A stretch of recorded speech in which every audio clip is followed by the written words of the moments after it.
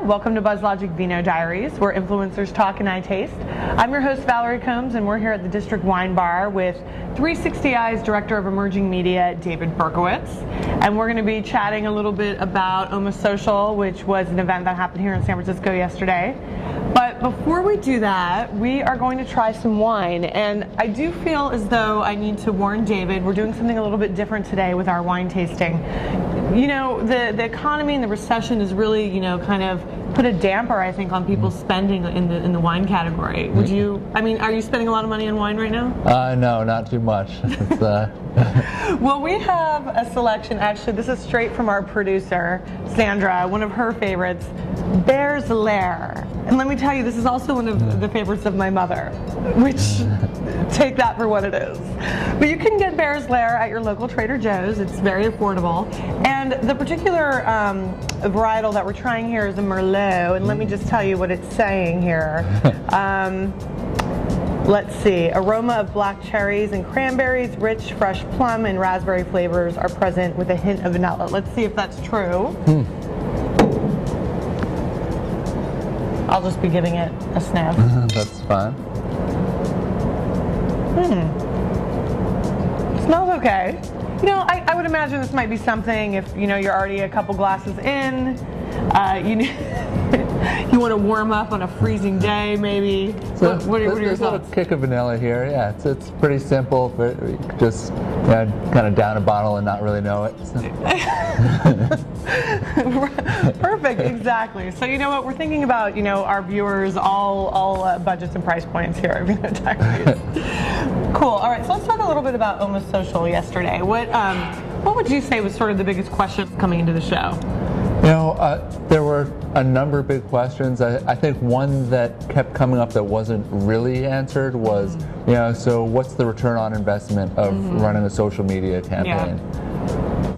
That's the biggie that no one seems to totally have an answer. Well, it seems different depending on every single campaign. It's not a monolith. Yeah, and it was almost a relief that no one felt overly obliged to answer that and try to and then just stumble on it. People just kind of ducked it entirely. Right. Well, do you think it's because there's so many anecdotal or other kinds of benefits that are realized through social media efforts that it's just not the same animal as a traditional advertising conversation is, where you apply an ROI? It's tough because you have a couple of forms of social media marketing, and so one is where you're really just doing more of an ad campaign, and you can get a really good ROI.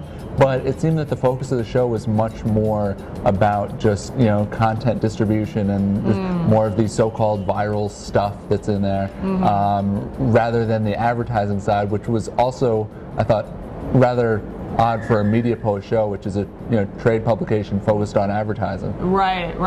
That was interesting. What did you learn anything at the show? What was anything that you took away? I thought there were some great. I thought there were some great companies there that I wasn't really familiar with that I'm very curious to talk to. I'm getting all the names jumbled, and I've got to go back because. Okay. All right, I won't put you on the spot. Well, what's your blog again? Marketerstudio.com. Marketerstudio.com. So we'll stay tuned. Maybe you'll share on your blog. Well, in terms of the show, you were actually speaking on a panel about agencies and sort of social media and how those two things are kind of coming together. What are some of your observations about the agency world in particular? And let's talk a little bit about 360i. What your kind of unique philosophy or vantage point is when it comes to social media. Yeah, I think for me, what's been really exciting is to see this social media practice grow from scratch, over the past several years, and into something where we now have 20 people working on social media, which is amazing, and then working just across different parts of the company. And so, what was also fascinating with the panel is that Kem Balzer, who's at Vivaki, and I'm sure I'm butchering that. I know. I actually could be saying it wrong. So I'll just blame it on the 3 sips of wine. Yeah, exactly. But Bear's Lair is very potent. Just FYI. Go ahead. Yeah, so just there were a number of us out there. Dave Honig, also at Media 6 Degrees, who came from that search background and really just evolved into the social media space. Talk a little bit about that relationship between kind of having a search background and social media, and where that might give you, a stronger, I don't know, point of view. Well, I think there are 2 areas where it gets really interesting. One is because social media has such a big influence on what you see in the natural search results. So I mean, with things that are coming up in the in Google, then so much of that is social media now.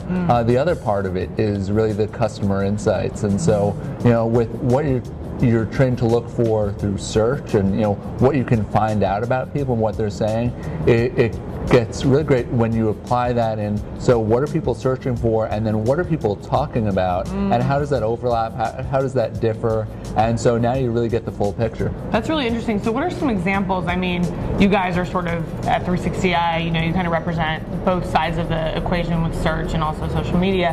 How are you guys sort of applying some social media learnings or analysis to some of the broader campaigns that you're doing? Well, now it's happening in just about any major campaign we're doing. We're looking at it from both angles. We're doing this for entertainment companies.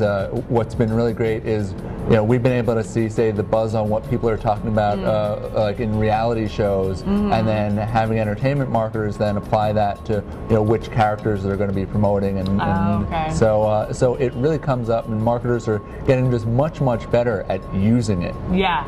Well, and you mentioned something on your panel yesterday about you have an office supplies client, and you were doing some searching around on Twitter and found people that were like enormously passionate about the new odor of Post-it notes. So I mean, I never suspect that kind of thing. Right. I mean, I was just looking for some angle there, but it's also when you start looking for this, sometimes you find nothing, and there's no buzz whatsoever. But sometimes you find that there are these passionate communities out there, or sort of self-forming communities that wouldn't really be obvious unless you were part of that community in the first place. Right. And I'm not really a Post-it note smeller. So. Right. No, me either. But yeah, no, that's interesting.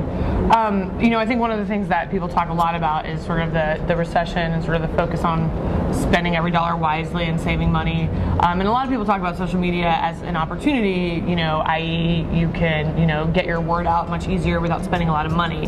Do you think that's actually true, or do you think, talk a little bit about that, because the other flip side of it is, it is pretty resource intensive as well. It's very resource intensive, and I mean, you look at something like Twitter, which has become just a big component of a lot of what marketers are doing. Some marketers are doing it very well, but also on Twitter, the whole mentality shifts, because if you get 1,000 followers, that's a huge campaign or program there. Now, if you told a marketer spending doing like a display buy or something, that you were going to reach 1,000 people, right. They'd show you the door really quickly. Yeah. So it's this different idea of reaching influencers and letting them spread your message for you, and so it's a definite mentality shift. Right, got it. For 2009, what do you think? I mean, in terms of what you're seeing, any new trends, any new thinking emerging, any new tools emerging? Yeah, I think Facebook Connect, we're just starting to see what kind of impact that's going to make, and just this whole idea of the social web, moving away from just the social networks, and so I think it's going to be much less buzz about what's the next social network to how do you incorporate this into your own site, into just your own marketing and communications. So it's getting much more spread out. Right. That's interesting. That's very true, because it's not so much about the platforms. The entire web is really becoming social. It's not social media so much as it is just online media in general. Yeah. Is social. Absolutely. It's social. Very cool. Well, thank you so much for joining us. Thank you. And thank you guys for tuning in. And with that, until next time, cheers. Cheers.